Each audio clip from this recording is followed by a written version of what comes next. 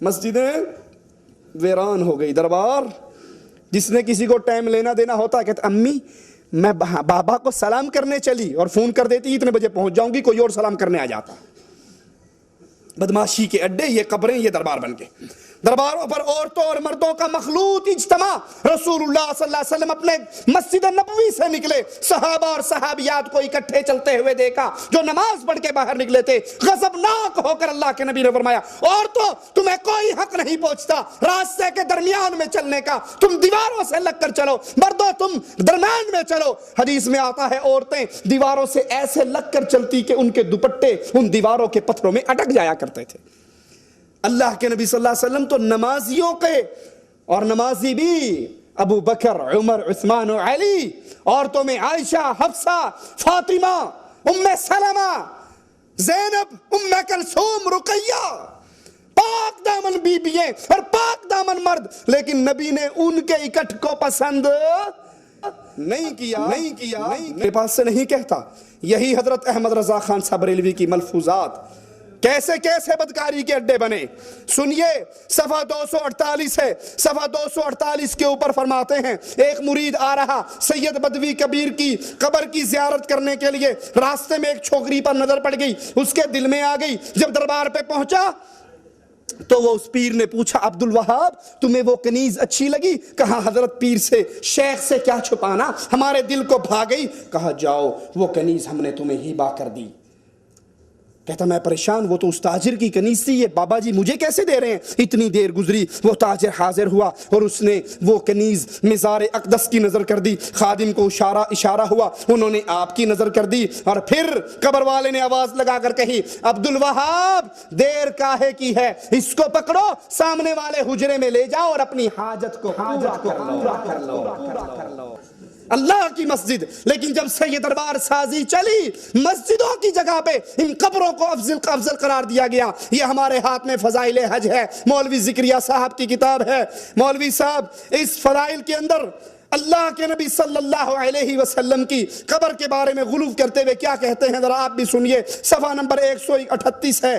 138 پہ کہتے ہیں مدینے میں جاؤ, قبہ خضراء پر نظر پڑے, عظمت اور ہیبت اور نبی کی علو شان کا استحضار کرو. یہ سوچو اس پاک قبے میں وہ ذات اقدس ہے جو ساری مخلوق سے افضل ہے, انبیاء کی سردار ہے, فرشتوں سے افضل ہے.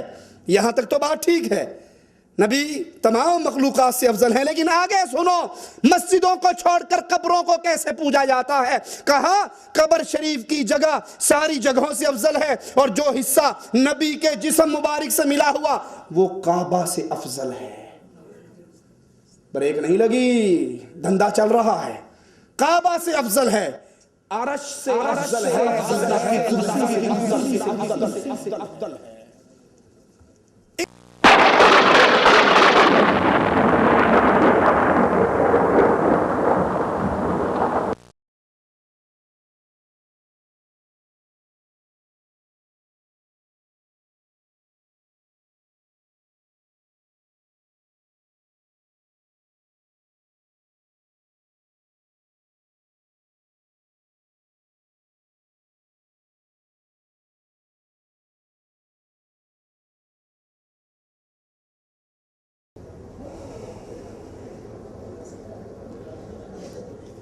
نحمده نصلي على رسوله الكريم.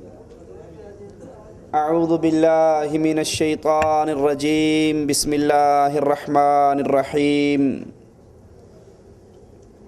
افمن زين له سوء عمله فرآه حسنا فإن الله يضل من يشاء ويهدي من يشاء.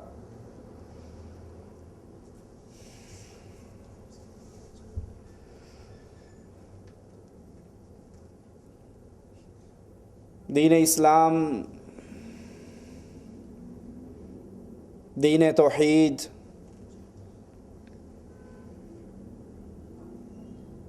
جس کی اساس اور بنیاد بندوں کو بندوں کی بندگی سے ہٹا کر ایک اللہ عز و جل کی بندگی کروانا,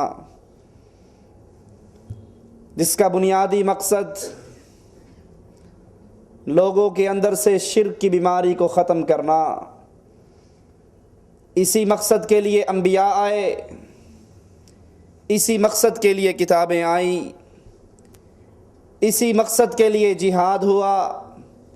رسول اللہ صلی اللہ علیہ وسلم فرماتے ہیں امرت ان اقاتل الناس، مجھے تو حکم ہی اللہ نے یہ دیا ہے کہ میں لوگوں کے ساتھ قتال کروں یہاں تک کہ یہ لا الہ الا اللہ کی گواہی نہ دے دیں۔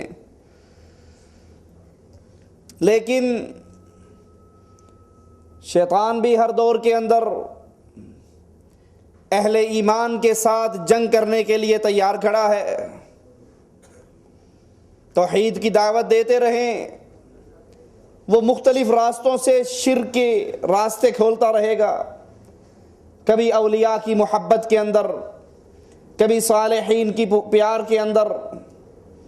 اور ایک وسوسہ جو اکثر شیطان انسانوں کے دلوں میں ڈالتا ہے وہ یہ کہ ہم بزرگوں اور اولیاء کی قبروں پر جاتے ہیں،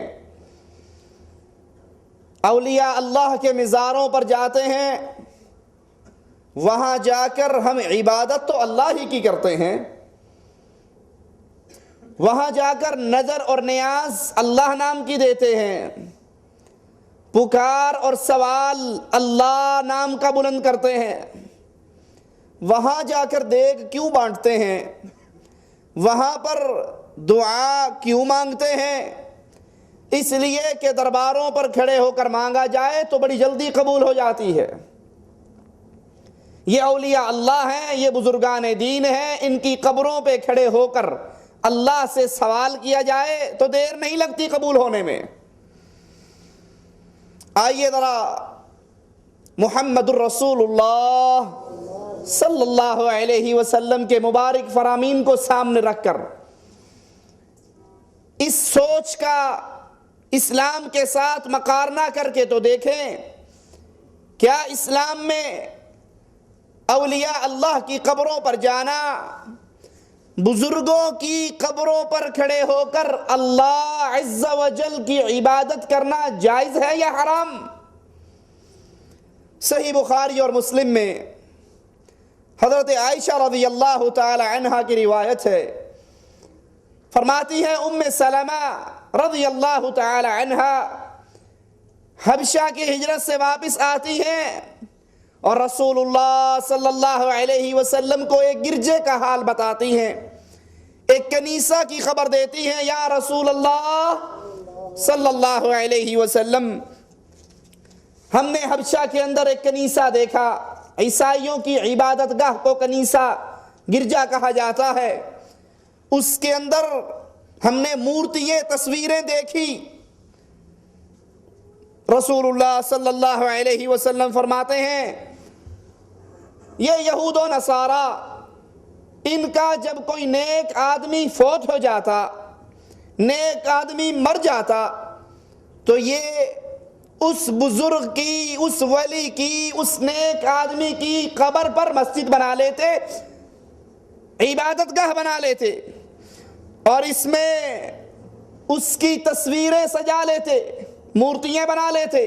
اور سنیے رسول اللہ صلی اللہ علیہ وسلم کے فرمان، آج ہمارے معاشرے میں شرک جس صورت میں بھی پھیل رہا ہے ان تمام صورتوں کو بھی سامنے رکھیے اور پھر اس ہستی کے اقوال پہ غور کیجئے جو ہستی میرا اور آپ کا نبی ہے، قائد ہے، امام ہے، رہبر ہے، محمد الرسول اللہ۔ لوگوں کے بزرگوں کو پیش کر کے ہم اپنے بزرگوں کے ساتھ مقارنہ نہیں کرواتے کہ تمہارے مولوی نے یہ کہا تو ہمارا مولوی یہ کہتا ہے۔ کیوں؟ اگر میں یہ کہوں میں آپ کے مولوی کی بات نہیں مانتا تو کیا خیال ہے میں کافر ہو جاؤں گا؟ نہیں۔ اگر آپ کہیں مولانا صاحب ہم آپ کی بات نہیں مانتے یا آپ کے مولوی کی بات نہیں مانتے، آپ کے بزرگ کی بات نہیں مانتے، تو آپ کے ایمان میں کوئی فرق نہیں آئے گا۔ اس لیے ہم مقارنہ کرتے ہیں اس ہستی کی باتوں کے ساتھ۔ اگر کوئی یہ کہے کہ میں محمد رسول اللہ کی بات نہیں مانتا، اس کے کافر ہونے میں کوئی شک رہ جائے گا؟ معاشرے کے اندر جتنا شرک پھیل رہا ہے، ان تمام قسم کے شرکیہ عقائد اعمال کو سامنے رکھیں اور محمد رسول اللہ صلی اللہ علیہ وسلم کے اقوال کو بھی سامنے رکھیں۔ پیارے نبی علیہ الصلوۃ والسلام فرماتے ہیں، یہود و نصارہ میں سے جب کوئی نیک آدمی مر جاتا، یہ اس کی قبر پر مسجد بنا لیتے۔ ہمارے ہاں بھی یہی ہوتا ہے نا، دربار ہے ساتھ اس کی قبر پہ مسجد ہے، بابا حجویری کی قبر ہے اس پہ مسجد ہے، اسلام آباد والے بابے کی قبر ہے اس کے اوپر مسجد ہے۔ اب یہ کام اچھا ہے، یہ کرنے والے لوگ اچھے ہیں، یہ دھندا ٹھیک ہے۔ اگر کوئی وزیر اعظم بن جاتا ہے تو حجویری صاحب کی قبر کے اوپر پورا داتا کمپلیکس بنوا دیتا ہے۔ یہ کام کیسا ہے؟ کس سے پوچھنا ہے؟ اس سے جس کی بات کو اگر میں اور آپ اور دنیا کا ہر انسان، کوئی بھی بندہ تسلیم نہیں کرتا، ٹھکرا دیتا ہے، اس کے پلے سے ایمان نکل جاتا ہے۔ رسول اللہ صلی اللہ علیہ وسلم فرماتے ہیں، سنو، اللہ کے نزدیک بزرگوں کی قبروں پر عبادت گاہیں مسجدیں بنانے والوں کے بارے میں نبی فرماتے ہیں، اللہ کے نزدیک یہ سب سے بدترین مخلوق ہے۔ یہ نہیں کہا یہ سب سے بدترین انسان ہیں، یہ نہیں کہا۔ اللہ کے نزدیک اولیاء اللہ کی قبروں پہ قبے، مزار، دربار، خانقاہیں بنانے والے اللہ کی مخلوق میں سے سب سے زیادہ بدترین ہیں۔ سوچئے، گٹر کی گندگی میں رینگنے والا کیڑا کس کی مخلوق ہے؟ گندگی جس کی خوراک ہے، وہ کیڑا جو گندگی میں چلتا ہے، جس کی خوراک گندگی ہے، جو اس گندگی پر زندہ رہتا ہے، وہ کس کی مخلوق ہے؟ اس کا خالق اللہ ہے۔ اور اللہ کے نبی فرما رہے ہیں صلی اللہ علیہ وسلم، جو بزرگوں کی قبروں پر مسجدیں بنائیں، وہ کائنات کی تمام مخلوقات میں سے اللہ کی سب سے بدتر گندی مخلوق ہے، یعنی مشرک اور شرک کو پھیلانے والا کیڑے سے بھی کیا گناہ ہے۔ رسول اللہ صلی اللہ علیہ وسلم اور حضرت عائشہ فرماتی ہیں کہ یہاں حبشہ والوں نے 2 فتنوں کو جمع کر دیا۔ پہلا فتنہ کہ انہوں نے اولیاء کی قبروں پر مسجدیں بنائی، قبے بنائے، درگاہیں بنائی، وہاں پہ وہ اعمال ہونے لگے، پہلا فتنہ۔ دوسرا فتنہ، انہوں نے بزرگوں کی، اولیاء کی مورتیاں، تصویریں، صورتیں بنائی، اور یہ شیطان کا دوسرا وار ہے کہ شیطان اس طریقے سے انسانوں میں شرک پھیلاتا ہے، جیسے قوم نوح کے اندر شیطان نے 5 پنجتن پاک، ود، سوا، یعوس، یعوق، نصر، ان اولیاء اللہ کی صورتیں بنوائی، اور پھر ان صورتوں کی محبت میں اتنا غلو کیا کہ قوم نوح شرک کرنا اس نے شروع کر دیا۔ امام بیضاوی رحمہ اللہ فرماتے ہیں، وہ لوگ یعنی یہود و نصارہ، وہ لوگ مسجد میں نماز پڑھتے، نماز اللہ نام کی، مسجد میں نماز پڑھتے اور پھر قبلہ ان بزرگوں کی قبروں کی طرف کرتے، یعنی نماز پڑھتے ہوئے اپنا قبلہ بزرگوں کی قبروں کو سامنے رکھتے اور ان کی طرف منہ کر کے نماز پڑھتے۔ ذرا جائیے اپنے اپنے معاشرے کے اندر دیکھیے، ہمارے ہاں بھی قبر درمیان میں ہوتی ہے، چاروں طرف درویش بیٹھ کے قرآن پڑھتا ہے یا نہیں پڑھتا؟ اللہ کے لیے، اللہ کو جان دینی ہے آپ نے۔ آپ کی قبر میں نے نہیں آنا، میری قبر میں آپ نے، خود مقارنہ کیجئے، خود اپنی اس عقل کو استعمال کیجئے۔ آپ کے اور ہمارے معاشرے میں قبر کے چاروں طرف درویش بیٹھ کے قرآن کی تلاوت کرتے ہیں یا نہیں کرتے؟ یہ قرآن پڑھنا تو عبادت ہے کس کی؟ اللہ کی، لیکن اس کا رخ کس طرف ہے؟ اور جب سوال کرنے والا دعا کرنے کے لیے آتا ہے، بیت اللہ پشت پہ ہوتا ہے، قبر بزرگ کی ادھر ہے، تو وہ ہاتھ باندھ کر قبر کے سامنے کھڑا ہوتا ہے یا نہیں؟ ہاتھ باندھ کر، ہاتھ اٹھا کر، یا یوں قیام کی حالت میں اس بزرگ کی قبر کی طرف منہ کر کے دعائیں کرتا ہے یا نہیں؟ یہی عمل یہود و نصارہ کیا کرتے تھے۔ اس پر رسول اللہ صلی اللہ علیہ وسلم نے ان کو ملعون قرار دیا، ان پر لعنت کی، اور لعنت کا مطلب کیا ہوتا ہے؟ طرد من رحمت اللہ، کہ ایسے لوگوں پر پھر کبھی اللہ کی رحمت نہیں پڑتی جب تک وہ توبہ طائب نہ ہو جائے۔ اس لیے اسلام نے قبروں پر مسجدیں بنانے سے روک دیا، کیونکہ یہ عمل بہت سی امتوں میں شرک اکبر اسی عمل کے ذریعے پھیلا، اور بہت سی امتیں اسی سبب سے برباد ہوئی کہ انہوں نے بزرگوں اور اولیاء کی قبروں پر قبے اور خانقاہیں بنانا شروع کر دی، اور بالآخر وہ چلتے چلتے شرک اکبر کے اندر دفن ہو گئے۔ کچھ لوگ قبروں پہ نماز، دعا، نظر و نیاز اللہ کے لیے دیتے ہیں، اور امید کیا رکھتے ہیں کہ ان درباروں کی، ان بزرگوں کی قبروں کی برکت کی وجہ سے فائدہ بہت زیادہ ہوگا۔ نماز اللہ کے لیے پڑھنی ہے، جمعرات کو کچھ اللہ نام کا دینا ہے تو دربار پہ جا کر دیتے ہیں، بکرے کی نیاز اللہ نام کی ہے لیکن اسے ذبح کرنے کے لیے بابا حجویری کی قبر پہ، سبیل اللہ نام کی لگانی ہے لیکن وہ سبیل لگتی کہاں پر ہے؟ خواجہ اجمیری کے دربار پہ۔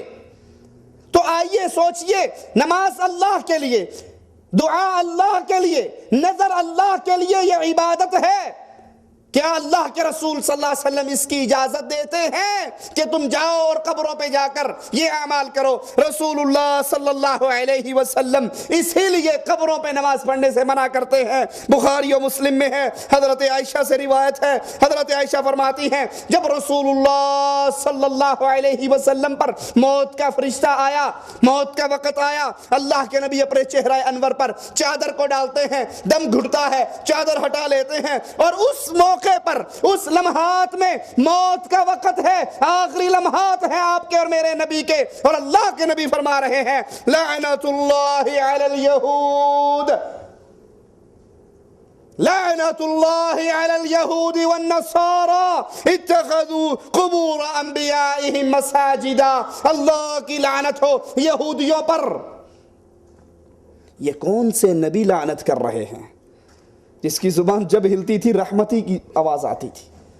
طائف کے اندر پتھر پڑے، زخمی ہو کے گر گئے، فرشتہ فوراً پہنچ گیا، اللہ کے نبی اجازت دو، پہاڑوں کا فرشتہ ساتھ ہے، یہ طائف کی بستی پر ان دونوں پہاڑوں کو ڈال کر پیس کے رکھ دے گا، اجازت تو دو۔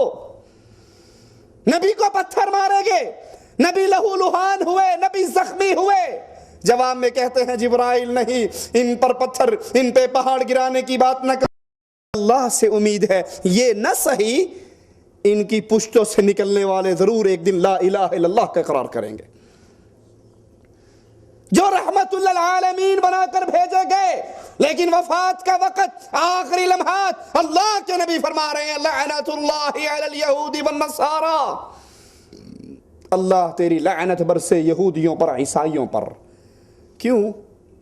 اتخذوا قبور انبیائہم مساجدا، ان یہود و نصارہ نے بزرگوں کی قبروں کو مسجدیں بنا لی، بزرگوں کی قبروں پر مسجدیں قائم کی۔ عائشہ فرماتی ہیں اللہ کے نبی کی اس طرح بار بار ڈرانا اور یہود و نصارہ پہ لعنت کرنا، اس وجہ سے آپ کی قبر کو گھر کے اندر بنایا گیا، حضرت عائشہ کے حجرے میں بنایا گیا۔ اگر آپ کی یہ تحذیر نہ ہوتی، یہ ڈرانا نہ ہوتا، یہود و نصارہ پر اس طرح کی لعنت نہ ہوتی، تو رسول اللہ صلی اللہ علیہ وسلم کی قبر کو کھلے مقام پہ بنایا جاتا۔ اس ڈر کی بنا پر، اب لازمی بات ہے یہ ڈر نعوذ باللہ صحابہ سے تو نہیں تھا کہ صحابہ اللہ کے نبی کی قبر کی عبادت کریں گے یا قبر کو پوجیں گے، یہ ڈر آنے والی امتوں سے تھا، گزرے ہوئے لوگوں سے نہیں تھا، بلکہ جو لوگ بعد میں آنے والے ہیں ان کے بارے میں یہ ڈر تھا کہ کہیں یہ اللہ کے نبی کی عبادت نہ کریں۔ اب آئیے یہاں پر ایک اور نقطہ سمجھیے، رسول اللہ صلی اللہ علیہ وسلم یہود و نصارہ پہ لعنت کر رہے اور ان کا جرم کیا بتا رہے کہ انہوں نے اللہ کے ولیوں کی قبروں پر، جہاں اولیاء فوت ہوتے، بزرگان دین فوت ہوتے، یہ ان پہ قبریں بنا لیتے، ان قبروں پر مسجدیں بنا لیتے۔ حالانکہ عیسائیوں کی عبادت گاہوں کا نام مسجد، غور کرنا اس بات پر، عیسائیوں کی عبادت گاہ کا نام مسجد نہیں تھا، اس کا نام تو کنیسہ، گرجا، لیکن اللہ کے نبی عیسائیوں کی عبادت گاہوں کو کیا کہہ رہے ہیں؟ مسجد۔ کیوں؟ اس لیے کہ ان قبروں پہ کام وہ کیے جاتے تھے جو مسجد میں ہوتے ہیں۔ سجدہ اللہ کے لیے کہاں ہوتا ہے؟ رکوع اللہ کے لیے کہاں ہوتا ہے؟ قیام اللہ کے لیے کہاں ہوتا ہے؟ دعا اللہ سے مانگی جاتی ہے، یہ تمام کام مسجدوں میں ہوتے ہیں۔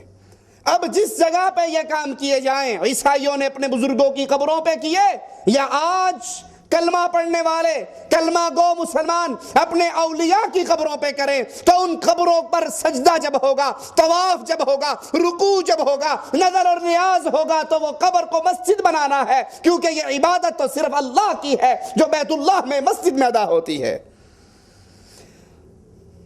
صحیح مسلم میں رسول اللہ صلی اللہ علیہ وسلم کا فرمان، آپ کی وفات سے 5 دن پہلے اللہ کے نبی علیہ الصلوۃ والسلام فرماتے ہیں کہ میں برات کرتا ہوں کہ میں نے تم میں سے کسی کو اپنا خلیل نہیں پکڑا۔ خلیل محبت کا آخری درجہ ہے، محبت کے بعد پھر خلیل کا مقام ہے۔ کیوں نہیں پکڑا؟ کیونکہ اللہ نے مجھے اپنا خلیل بنایا ہے۔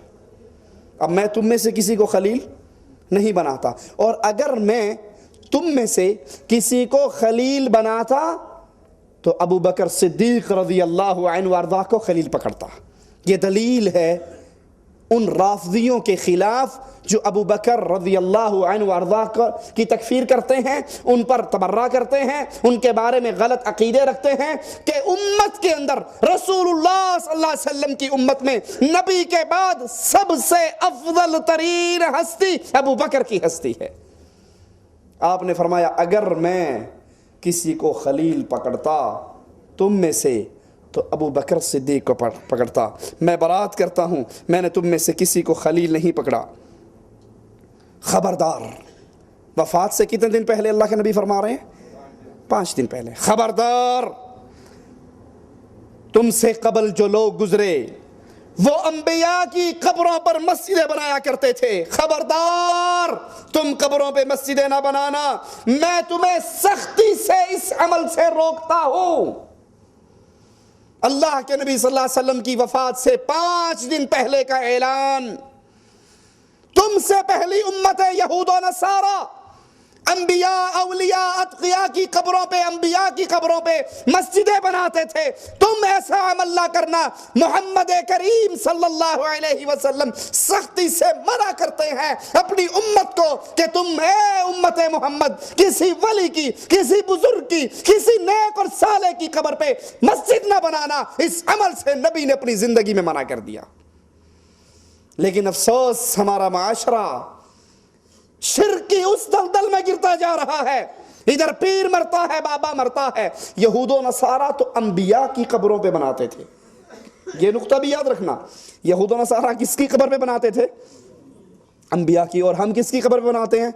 کوڑے شاہ،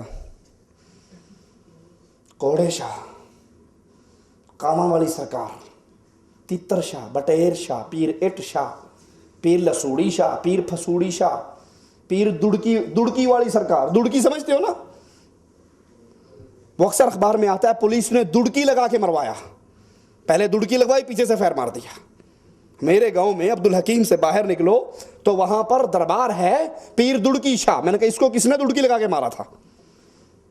یہود و نصارہ تو پھر انبیاء کو پوجتے تھے اور انبیاء کی قبروں پہ مسجدیں بناتے تھے۔ یہ قوم ایسے شرک میں گری، لاہور میں گھوڑے شاہ کا دربار ہے، ایبٹ آباد میں کھوتے شاہ کا دربار ہے، کہیں طوطے شاہ کا دربار ہے، کہیں لسوڑی شاہ کا ہے، کہیں پھسوڑی شاہ کا ہے، کہیں دڑکی سرکار ہے، کہیں پیر چوپ شاہ ہے، کہیں پیر اٹ شاہ ہے۔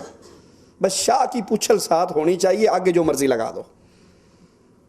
رسول اللہ صلی اللہ علیہ وسلم فرماتے ہیں میں تمہیں سختی سے اس کام سے منع کرتا ہوں۔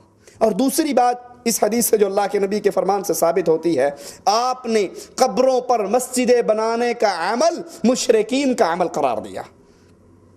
قبروں پہ مسجدیں بنانے والے کون ہیں؟ اللہ کے نبی کے فتوے کے مطابق، اللہ کے نبی کے حکم کے مطابق، اللہ کے نبی کے فرمان کے مطابق، اللہ کے نبی کی حدیث کے مطابق یہ عمل کرنے والے مشرکین ہیں۔ اور دوسری بات، ایسے لوگوں پر رسول اللہ صلی اللہ علیہ وسلم کی مبارک زبان سے لعنت برستی ہے۔ قبروں کی طرف منہ کر کے نماز پڑھنا حرام ہے۔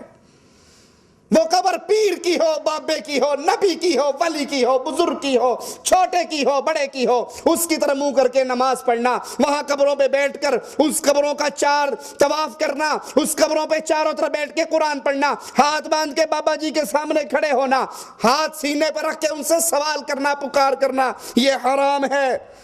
صحیح مسلم میں اللہ کے نبی صلی اللہ علیہ وسلم کے فرمان پہ غور کیجئے، آپ نے فرمایا قبروں پہ مت بیٹھو، قبروں پہ مت بیٹھو۔ جو آج کل ہمارے ہاں قبروں پر بیٹھتے ہیں اسے کیا کہتے ہیں، اور اس کی عزت کتنی ہوتی ہے معاشرے میں؟ یہ گولڑے والی سرکار کے سجادہ نشین ہیں، یہ گدی نشین ہے۔ اور سجادہ نشین اگر الیکشن میں اپنے گدھے کو بھی کھڑا کر دے تو مقابلے پہ کوئی جیت، یہ گدی نشین بابا، سجادہ نشین کا۔ اللہ کے نبی فرما رہے ہیں تم قبروں پہ نہ بیٹھو، اور ہمارے ہاں جو قبروں پر بیٹھتا ہے اس کا مقام معاشرے کے اندر وزیر سے بھی بڑھ جاتا ہے۔ یہ سجادہ نشین ہے، یہ گدی نشین ہے، یہ مجاور ہیں۔ قبروں کی طرف منہ کر کے نماز نہ پڑھو۔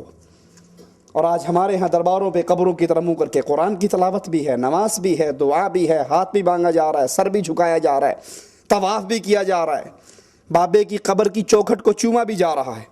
اسی طرح رسول اللہ صلی اللہ علیہ وسلم نے فرمایا غور کرنا، غور کرنا، اللہ کے نبی نے فرمایا لعنتی ہے وہ شخص، ملعون ہے وہ شخص جو قبر پہ چراغ جلاتا ہے۔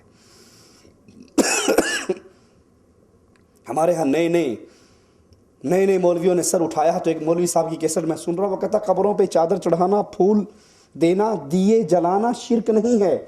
یہ شرک نہیں ہے تو ہندو کیوں مشرک ہے؟ قبروں پہ چراغ چلتے ہیں۔ آپ نے بھی اکثر دیکھا ہوگا، یہ جو محلے میں مولوی بیٹھا تعویذ لکھتا ہے، وہ تعویذ لکھ کے پیسہ نہیں لیتا، کیا کہتا ہے؟ 1.25 روپے کی نیاز کا تیل بابے کی چراغ میں ڈال دینا، کہتا ہے یا نہیں کہتا؟ یہ 1.25 روپے نیاز کا تیل بابے کے چراغ میں ڈال دینا، یہ چراغ جلانا قبر کے اوپر حرام ہے اور لعنتی ہے ایسا شخص۔ اگر وہ بابا واقعی اللہ کا ولی ہے تو اس کی قبر تو جنت کے نور سے منور ہو چکی ہے، تیرے دیے کی روشنی سے وہاں فائدہ نہیں ہونے والا، ٹھیک ہے؟ اور اگر وہ واقعی پیر دڑکی شاہ ہے، کوئی اللہ کا ولی نہیں ہے، پیر گھوڑی شاہ ہے، اللہ کا پیارا نہیں ہے، اور اس کی قبر جہنم کے اندھیروں سے گھٹا ٹوپ ہو چکی ہے، تو تیرے دیے سے وہاں روشنی نہیں ہونے لگی۔ اللہ میں نے اپنی آنکھوں سے دیکھا ہے، بعض بزرگوں کی قبروں پہ گزرتے ہوئے، بابا جی کا بورڈ لگا ہوا ہے، پکی قبر ہے، اس کے اوپر پنکھا چل رہا ہے، پکی بند قبر کے اوپر۔ ارے عقل کے اندھو، اگر واقعی سمجھتے ہو کہ بابا گرمی کے اندر ہے، کچھ قریب ہو جائیں ساتھی، اور آگے ہو جائیں ساتھی، اگر تم واقعی یہ سمجھتے ہو کہ اندر بزرگوں کی قبر میں جون جولائی چل رہا ہے تو پنکھا چلا کے سوراخ بھی تو کر دو نا، یہ ہوا کیسے جائے گی اندر؟ اولیاء کی قبر تو جنت کا باغ ہوا کرتی ہے۔ اولیاء کی قبر، بولو، اولیاء کی قبر جنت کا، وہاں تیرے 220 پہ چلے ہوئے پنکھے کی ضرورت نہیں ہے۔ اور جس کی قبر جہنم کا گڑھا بن گئی، یہ جہنم تو ایسی خطرناک ہے، اگر جہنم کے دروازوں میں سوئی کے سوراخ جتنا بھی سوراخ ہو جائے، اس سے جو گرمی نکلے پوری کائنات کو جلا کر راکھ کر دے۔ ان قبروں پہ چلے ہوئے چراغوں اور پنکھوں کی اس قبر والے کو کوئی فائدہ نہیں۔ صحیح مسلم میں ہے، جابر بن عبداللہ رضی اللہ عنہما سے روایت ہے، رسول اللہ صلی اللہ علیہ وسلم نے قبروں کو پختہ کرنے، قبروں پر بیٹھنے، قبروں پہ قبے بنانے، عمارت بنانے سے منع فرمایا۔ ہم منع کریں، کہیں گے وہابی ہے، گستاخ ہے، اولیاء کو نہیں مانتا، بزرگوں کی توہین کرتا ہے۔ صحیح مسلم، قرآن کے بعد صحیح بخاری کا مقام، صحیح بخاری کے بعد صحیح مسلم کا مقام، اور صحیح مسلم اور صحیح بخاری دونوں کتابوں میں کوئی ضعیف موضوع من گھڑت روایت نہیں ہے۔ اور اللہ کے نبی کی یہ حدیث صحیح مسلم میں ہے، آپ نے قبروں کو پختہ کرنے سے منع فرمایا۔ ہمارے ہاں درباروں پہ سنگ مرمر لگتا ہے، غریب کو روٹی کھانے کے لیے میسر نہیں، اور یہ بابا جی کی قبر پہ 4-5 لاکھ روپیہ لگ کے پتھر کا کام ہو رہا ہے۔ رسول اللہ صلی اللہ علیہ وسلم نے قبروں پر بیٹھنے، مجاور بننے سے منع فرمایا۔ رسول اللہ صلی اللہ علیہ وسلم نے قبروں پر داتا کمپلیکس بنانے، قبہ بنانے، عمارت بنانے سے منع فرمایا۔ اور ابو داؤد میں ہے رسول اللہ صلی اللہ علیہ وسلم نے قبروں پر لکھنے سے منع فرمایا، قبروں پر لکھنے سے۔ حاجی اللہ بخش تاریخ وصال اتنا اور اس پہ بورڈ لگتے ہیں، سنگ مرمر کی پھٹیاں باقاعدہ آرڈر پہ تیار ہوتی ہیں۔ رسول اللہ صلی اللہ علیہ وسلم کی حدیث ابو داؤد کے اندر موجود، آپ نے قبروں پر لکھائی کروانے سے منع فرمایا۔ ابو حاتم نے اپنی صحیح میں صحیح سند سے روایت بیان کی، سنیے، اللہ کے لیے غور کیجئے، صرف غصے کی بنا پر اس کو ٹھوکر نہ مار دیجئے، یہ فرمان عام آدمی کا نہیں، یہ فرمان محمد رسول اللہ کا ہے صلی اللہ علیہ وسلم۔ اللہ کے پیارے حبیب فرماتے ہیں وہ لوگ انتہائی بدترین ہیں جو قبروں پر مسجدیں بناتے ہیں۔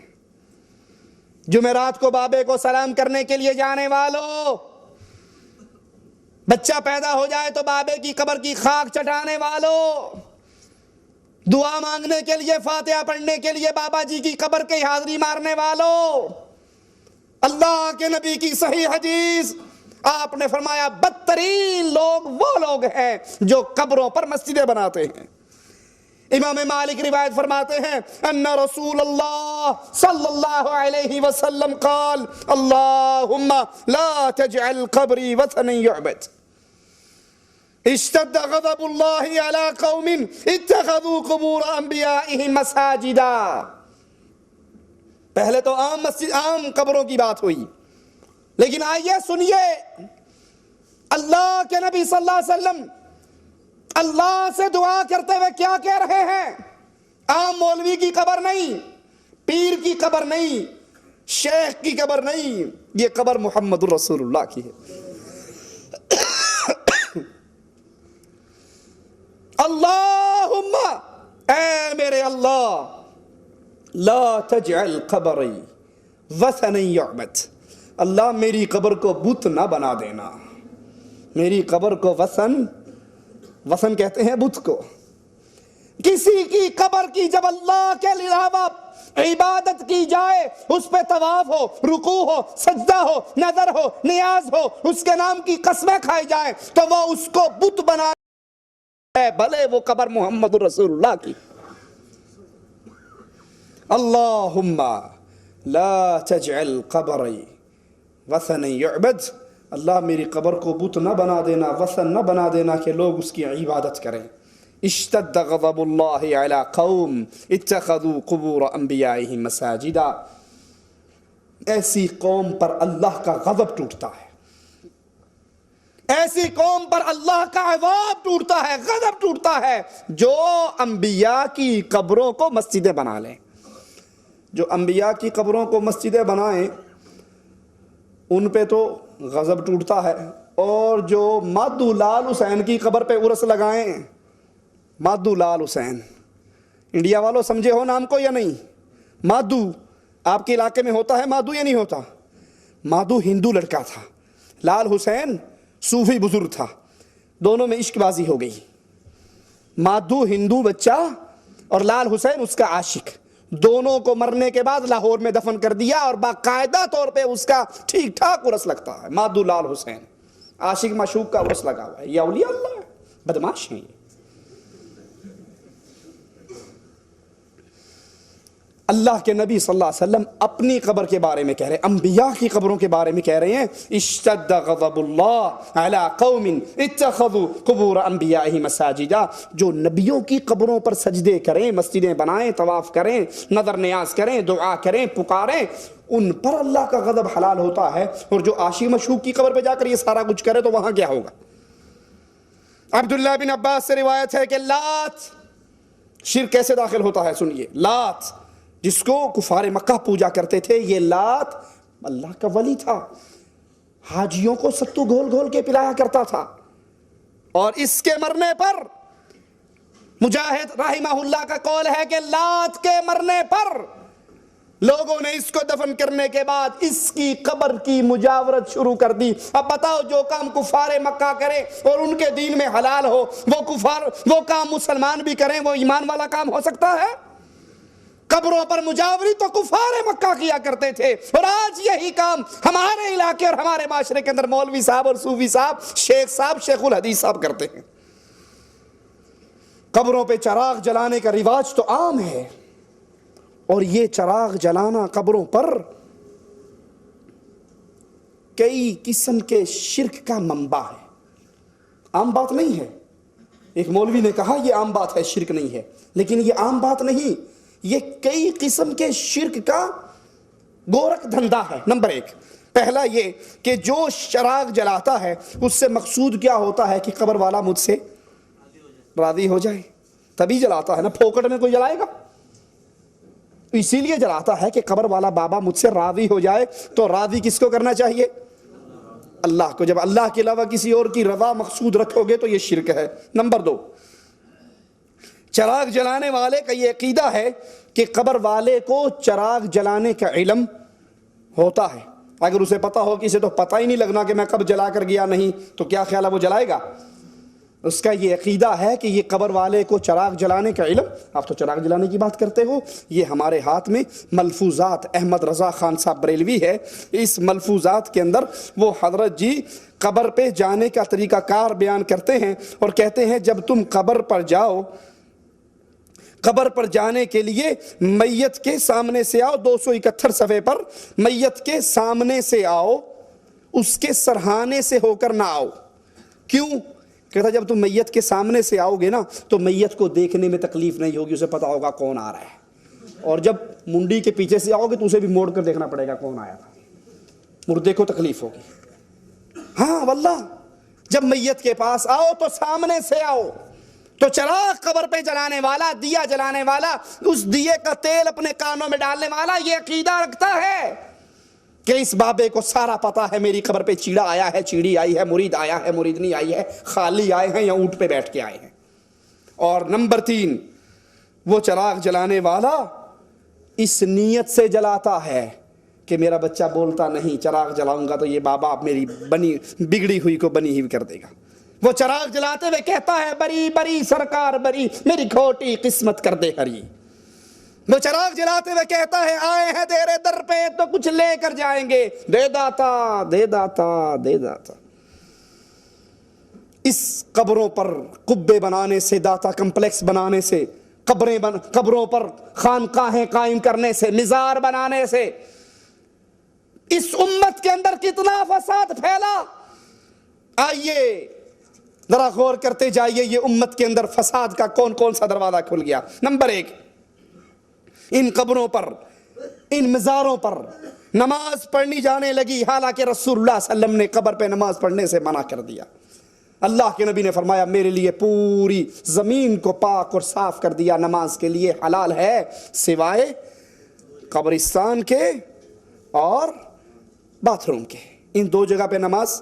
تو قبر پہ نماز نہیں ہوتی، لیکن ان مزاروں پر مسجد خالی ہے۔ واللہ جائیے جمعرات کے دن ان مشرکوں کا شرک دیکھنے کے لیے، مسجد بے آباد اور خالی ہوتی ہے اور قبر آباد ہوتی ہے، اس کی طرح منہ کر کے نماز ہے۔ ان درباروں سے متاثر ہو کر ان قبروں کے پاس دعا کی جاتی ہے، اور یہ سمجھا جاتا ہے کہ دعا فوراً قبول ہوگی۔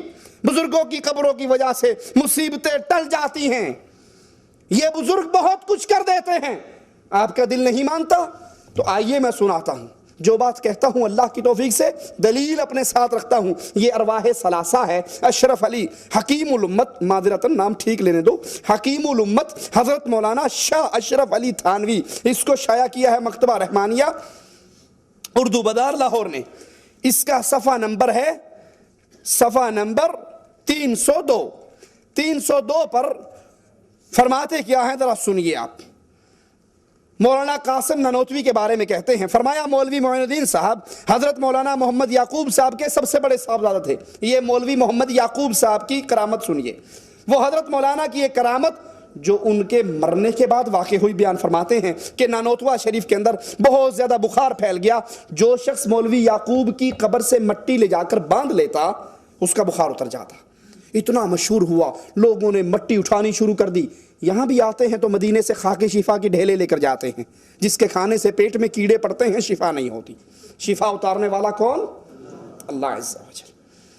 کہا اتنی مٹی لے کر گئی. ادھر بیٹا ان کا مٹی کی ٹرالی قبر پہ ڈالتا ہے, گھنٹے میں صاف. سید لیا, مفت میں کھل گئی.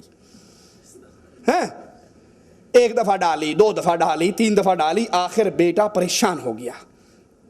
سنیے, کہتے ہیں کہ بیٹا جو تھا بڑا تیز مزاج کا آدمی تھا. وہ قبر پہ آیا. صرف شاہ بریلوی صاحب نہیں مان رہے کہ مردے کو سارا پتا ہے, یہ حضرت دیوبندی صاحب بھی فرما رہے ہیں. وہ قبر پہ آیا, بہت تیز مزاج تھا, کہنے لگا ابو آپ کی کرامت ہوگی, ہماری مصیبت ہو گئی.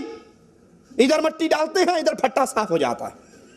یاد رکھو, اگر اب کے بعد کوئی ٹھیک ہوا تو مٹی نہیں ڈالیں گے, ایسے ہی پڑے رہیو. لوگ جوتے پہن کے تمہارے اوپر سے گزریں گے. کہا بس اسی دن سے پھر کسی کو آرام نہیں آیا. وہ نیچے سے پینا ڈال کے ٹیکے ڈال رہا تھا, وہ نکال لیا اس نے. اس کے بعد پھر کسی کو آرام نہیں آیا. جیسے مشہور ہوا تھا کہ آرام آ جاتا ہے, ویسے ہی شہرت ہوگی کہ پہلے آتا تھا, جب سے یہ ڈر ہو گیا کہ بیٹا مٹی نہیں ڈالے گا, آرام آنا بند ہو گیا. یہ بدترین قسم کی بدعت ہے. اور یہ عقیدہ رکھنا کہ یہ بزرگ تصرف کر سکتے ہیں, شفا دے سکتے ہیں, ان کی مٹی سے شفا ہو جاتی ہے, یہ عقیدہ رکھنا بدترین قسم کا شرک بن جاتا ہے. دربار پر قبے بنانے والے, ان پہ چراغ جلانے والوں پر اللہ کے نبی کی لعنت اور پھٹکار ہے. درباروں کی وجہ سے مسجدیں ویران ہو گئی, دربار آباد ہو گئے. مسجدیں ویران ہو گئی. دربار, جس نے کسی کو ٹائم لینا دینا ہوتا, کہتے امی میں بابا کو سلام کرنے چلی, اور فون کر دیتی اتنے بجے پہنچ جاؤں گی, کوئی اور سلام کرنے آ جاتا. بدماشی کے اڈے یہ قبریں, یہ دربار بن گئے. درباروں پر عورتوں اور مردوں کا مخلوط اجتماع. رسول اللہ صلی اللہ علیہ وسلم اپنے مسجد نبوی سے نکلے, صحابہ اور صحابیات کو اکٹھے چلتے ہوئے دیکھا جو نماز پڑھ کے باہر نکلے تھے. غضبناک ہو کر اللہ کے نبی نے فرمایا, عورتوں تمہیں کوئی حق نہیں پہنچتا راستے کے درمیان میں چلنے کا, تم دیواروں سے لگ کر چلو. مردوں تم درمیان میں چلو. حدیث میں آتا ہے عورتیں دیواروں سے ایسے لگ کر چلتی کہ ان کے دوپٹے ان دیواروں کے پتھروں میں اٹک جایا کرتے تھے. اللہ کے نبی صلی اللہ علیہ وسلم تو نمازیوں کے, اور نمازی بھی ابو بکر, عمر, عثمان و علی, عورتوں میں عائشہ, حفصہ, فاطمہ, ام سلمہ, زینب, ام کلثوم, رقیہ, پاک دامن بیبییں اور پاک دامن مرد. لیکن نبی نے ان کے اکٹھ کو پسند نہیں کیا. تو لسوڑی شاہ کے دربار پہ جو میلہ لگتا ہے, وہاں جو آتی ہیں ان کا اکٹھ کیسے پسند ہوگا؟ عورتوں اور مردوں کا اکٹھ ہونے لگا.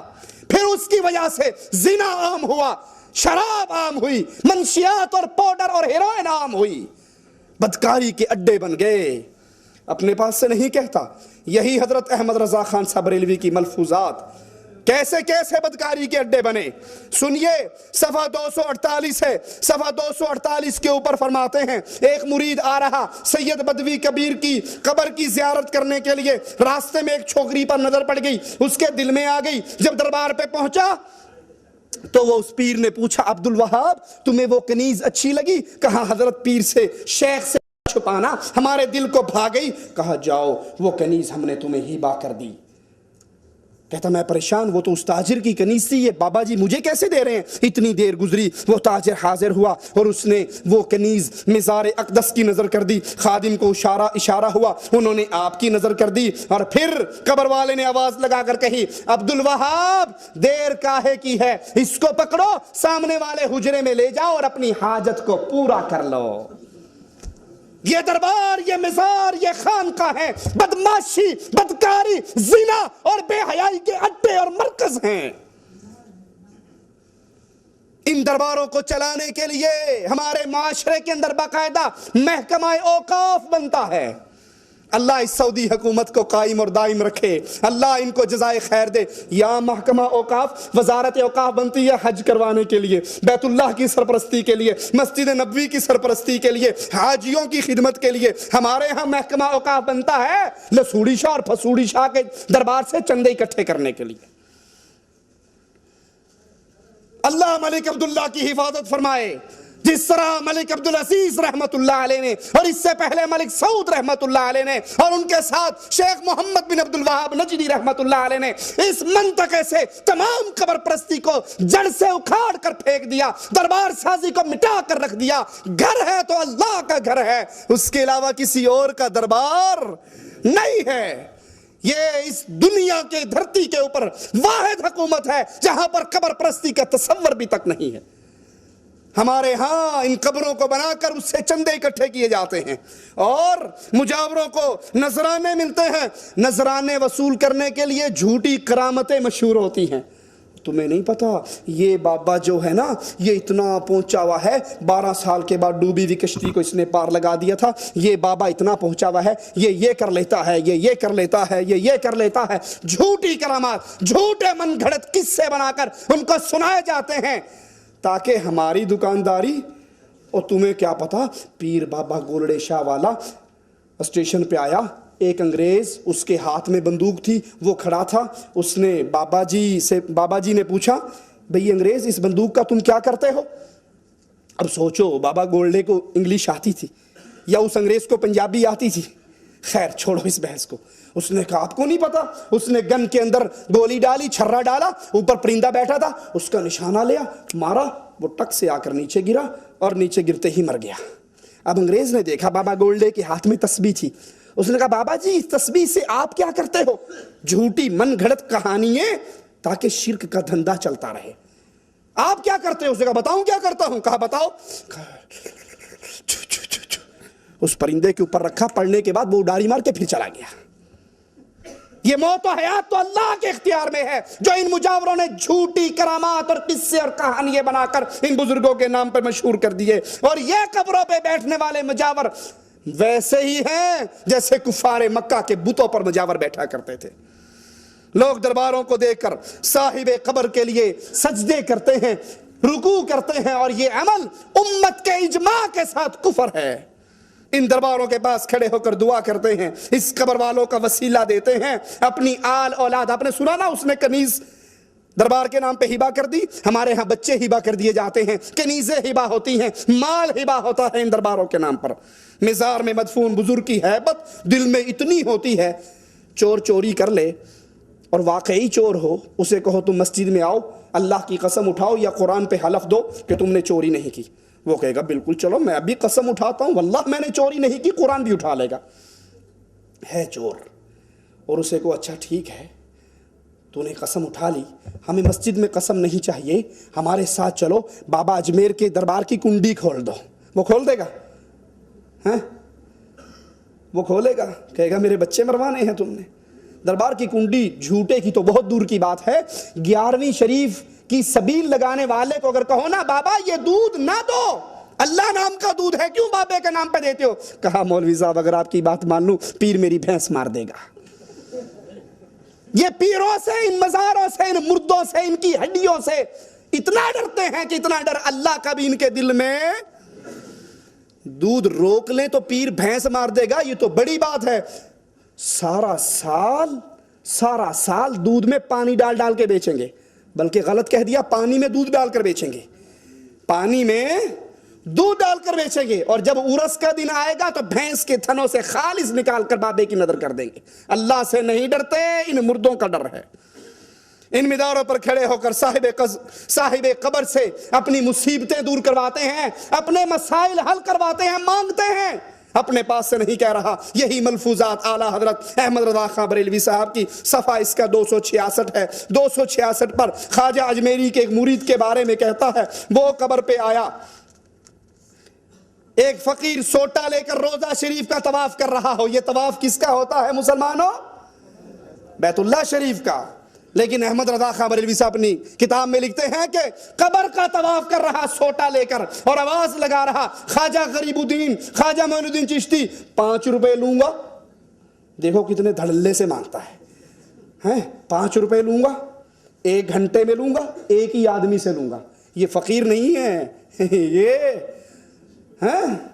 یہ جگہ ٹیکس لے رہا ہے. فقیر تو کہتا ہے بھائی بھلی ہو جو دے اس کا بھی بھلا, جو نہ دے اس کا ہی بھلا. یہ تو ڈنڈا دے کے لے رہا ہے, کہتا 5 روپے لوں گا, 1 گھنٹے میں لوں گا, ایک آدمی سے لوں گا. کہا جب گھنٹہ گزر گیا اور کسی نے نہیں دیا, ایک وہابی وہاں بیٹھا ہوا تھا, اس کو خیال آیا کہ گھنٹہ گزر گیا کسی نے دیا نہیں. اس نے جیب میں سے 5 روپے نکالے اور کہا بے وقوف, جب مانگنا ہو اللہ سے مانگا کرو, یہ مردے کیا دیتے ہیں. 5 روپے لے کے جیب میں ڈالے اور کہا واہ خواجہ واہ, دینے پر بھی آیا تو کس نامراد مردود خبیث سے لے کر دیے.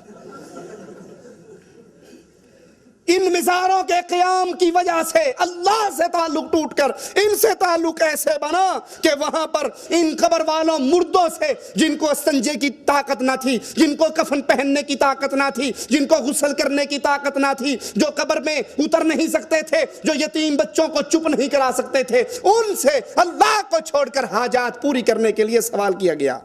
مزاروں کو مسجدوں سے زیادہ افضل قرار دیا گیا، حالانکہ رسول اللہ صلی اللہ علیہ وسلم نے فرمایا تھا کہ تمام روئے زمین پہ سب سے افضل جگہ کون سی ہے؟ اللہ کی مسجد۔ لیکن جب سے یہ دربار سازی چلی، مسجدوں کی جگہ پہ ان قبروں کو افضل قرار دیا گیا۔ یہ ہمارے ہاتھ میں فضائل حج ہے، مولوی ذکریہ صاحب کی کتاب ہے۔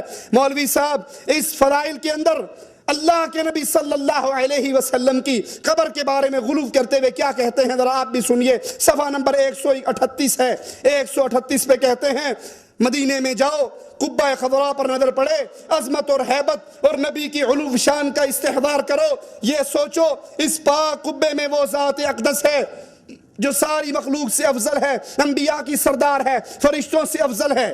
یہاں تک تو بات ٹھیک ہے، نبی تمام مخلوقات سے افضل ہیں، لیکن آگے سنو، مسجدوں کو چھوڑ کر قبروں کو کیسے پوجا جاتا ہے؟ کہا قبر شریف کی جگہ ساری جگہوں سے افضل ہے، اور جو حصہ نبی کے جسم مبارک سے ملا ہوا وہ کعبہ سے افضل ہے۔ بریک نہیں لگی، دھندا چل رہا ہے۔ کعبہ سے افضل ہے، عرش سے افضل ہے، اللہ کی کرسی سے افضل ہے۔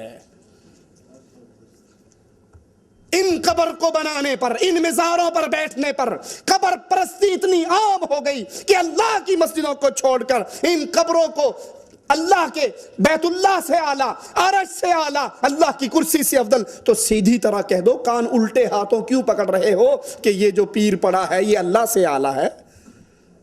جب اس کی قبر عرش اور کرسی سے افضل ہے، جو عرش پہ مستوی اللہ ہے، تو پھر یہ اللہ سے بڑھ کر ہوگا؟ مزاروں کی زیارت کے بہانے بے حیائی اور فحاشی کا ایسا سیلاب آیا، جتنے اغوا ہوتے ہیں قبروں پہ، زنا ہوتے ہیں قبروں پہ، پاؤڈر، چرس، افیون، ہیروئن، جو کچھ ملتا ہے ان قبروں کے اوپر۔ قاتل نامی گرامی قاتل ہو، سبز چولا پہن کر کسی دربار پہ بیٹھ جائے، پولیس والوں کی ماں مر جائے گی، اس کو پکڑ نہیں سکے گا، پکڑے گا تو گستاخ رسول کے پرچے کے اندر ہو جائے گا۔ قبروں پر قبہ سازی کا عمل اللہ اور اس کے رسول کی کھلی بغاوت ہے۔ لوگو، اللہ کی سچی خالص توحید کی طرف لوٹاؤ۔ میری باتیں کئی بھائیوں کو کڑوی لگتی ہوں گی، لیکن مجبور ہوں، کہتا ہوں وہی بات، سمجھتا ہوں جسے حق، میں زہر حلاحل کو کبھی کہہ نہ سکا قلب۔ کیسے کہہ دوں کہ یہ قبر پرستی دین اور اسلام ہے؟ آپ لگے رہو، یہ جہنم کا دروازہ ہے، یہ آخرت کی بربادی ہے، یہ دنیا کی بربادی ہے۔ یاد کر لو، آخری بات کہہ کے بات ختم کرتا ہوں، اگر کسی کی قبر پہ میلے لگانا، کسی کی قبر پہ سجدہ کرنا، کسی کی قبر کا طواف کرنا، کسی کی قبر کی خاک چاٹنا، کسی کی قبر پہ دیا جلانا، کسی کی قبر پہ چادر چڑھانا جائز ہوتا تو سب سے پہلے یہ کام محمد رسول اللہ کی قبر پہ ہوتا۔ جب نبی نے اپنی قبر کے بارے میں کہا، لا تتخذوا قبری عیدا، میری قبر پہ میلے نہ لگانا، میری قبر پہ عرس نہ لگانا، میری قبر پہ اکٹھ نہ کرنا، میری قبر کو بت نہ بنانا، اللہ کی قسم کھا کر کہتے ہیں اب کائنات کے اندر کوئی ایسی قبر نہیں جو قبر محمد کی قبر سے زیادہ پیاری ہو۔ جب نبی کی قبر پہ میلہ نہیں لگ سکتا، نبی کی قبر پہ عرس نہیں لگ سکتا، نبی کی قبر پکی نہیں ہو سکتی، نبی کی قبر پہ سجدہ نہیں ہو سکتا، تو لسوڑی شاہ پھسوڑی شاہ کی قبر پہ بھی میلے نہیں لگ سکتے۔ ملک فیصل رحمت اللہ علیہ کی بات کر کے بات ختم کرتا ہوں۔ پاکستان کے دورے پہ گئے، وہاں کے ذمہ داران محمد علی جناح کی قبر پہ لے گئے ملک فیصل رحمت اللہ علیہ کو۔ قبر پہ پہنچے تو گاڑی سے نہیں اترے، پوچھا بھئی یہ کہاں لائے ہو؟ کہا آپ کو نہیں پتا یہ بانی پاکستان کی قبر ہے، آئیے سلام کیجئے۔ بابا جھکیے ادھر، ہم تو ہر سبز جھنڈی کو دیکھ کر جھک جاتے ہیں۔ وہ مواحد تھا، وہ مواحد تھا، وہ ان کے نقش قدم پہ چلنے والا تھا۔ ایک بادشاہ نے آرڈر جاری کر دیا، جو میرے دربار پہ آئے سجدہ کرے۔ درباری ملاؤں نے سجدہ کرنا شروع کر دیا۔ اللہ کا ایک ولی اس وقت کا، ایک امام وقت کا، اس نے آرڈر جاری کر دیا، فتویٰ جاری کیا، جو سجدہ کرے گا وہ بھی کافر ہے اور یہ بادشاہ بھی کافر ہے۔ اسے اٹھا کے جیل میں ڈلوا دیا۔ جب یہ ولی 70 سال کا بوڑھا ہو گیا، وزیروں نے مشورہ دیا کہ بادشاہ یہ اگر اندر ہی مر گیا تو بغاوت ہو جائے گی، نکالو، اور بہانہ کرتے ہیں آپ کے دربار کی طرف جو آنے والا دروازہ ہے اس کو چھوٹا سا بنا دیتے ہیں، کھڑکی کھولتے ہیں، اس کو کھڑکی میں سے لائیں گے تو لازمی بات ہے پہلے یہ سر اندر داخل کرے گا اور پھر کرے گا، آپ کا مطلب بھی پورا ہو جائے گا اور اس کی شرط بھی ٹوٹ جائے گی۔ اب یہ بوڑھا لاٹھی ٹیک کے آ رہا ہے، اس نے کھڑکی کو دیکھا، سمجھ گیا اس کی پلاننگ کو، پیچھے ہو کے اکڑ کے سر داخل کرنے کی بجائے پہلے ٹانگیں داخل کی، اللہ اکبر، اور پھر اپنا سر داخل کیا اور کہا یہ گردن کٹ سکتی ہے، غیر اللہ کے سامنے جھک نہیں سکتی، نہ گھوڑے کے سامنے نہ سنڈے کے سامنے۔ ملک فیصل رحمت اللہ علیہ اپنی گاڑی سے نہیں اترے، کہا تم لائے ہو مجھے بابا جناح کی قبر پہ سلام کروانے کے لیے، مجھے حدیث رسول سے ثابت کر دو میرے پاس قبر محمد رسول اللہ کی ہے، اللہ کی قسم میں اس کو سونے سے بنا کر سجدے کروں گا، ثابت تو کر دو۔ یہ توحید ہے یارو، جس کے لیے تمام انبیاء آئے، جس کے لیے نبی کا ماتھا پھٹا، جس کے لیے نبی کے دندان مبارک شہید ہوئے۔ اللہ کے لیے اس توحید پہ غور کرو، ایمان اور عقیدہ ایسا بنا لو اللہ کے علاوہ کوئی خالق نہیں، کوئی مالک نہیں، کوئی رازق نہیں، کوئی رب نہیں، کوئی مشکل کشا نہیں، کوئی حاجت روا نہیں، کوئی غوث اعظم نہیں، کوئی بری سرکار بری کرنے والا نہیں، کوئی اولاد دینے والا نہیں، کوئی شفا دینے والا نہیں، کوئی رزق دینے والا نہیں، کوئی داتا نہیں، کوئی گنج بخش نہیں، کوئی نہیں، سارے فقیر، منگتے، بھوکے، کلاش، مجبور اور غنی کرنے والا اللہ عز و جل۔ اللہ ہم اس حال میں اٹھانا، تو ہم سے راضی ہو، ہم تجھ سے راضی ہوں۔ اللہ ہمارے دامن کے اندر بہت گناہ ہیں ربا، لیکن اللہ ایک سوال کرتے ہیں، ہمارے دامن میں سارے گناہ ہوں گے، شرک والا گناہ نہیں ہے۔ اللہ تیری توحید کا واسطہ ہمیں جب بھی موت دینا اس حال میں دینا تو ہم سے اے ہمارے داتا راضی ہو چکا ہو، ہم تجھ سے راضی ہو چکے ہوں، ادھر ہماری روح نکل رہی ہو، ادھر جنت کے لیے ہمارے لیے دروازے کھل رہے ہوں۔ اقول قولی ھذا واستغفر اللہ لی ولکم ولسائر المسلمین فاستغفروہ انہ هو الغفور الرحیم۔ سوالوں کا جواب انشاءاللہ اگلے درس میں دیں گے، وقت کافی ہو چکا ہے۔ سبحانک اللہم بحمدک اشہد ان لا الہ الا انت استغفرک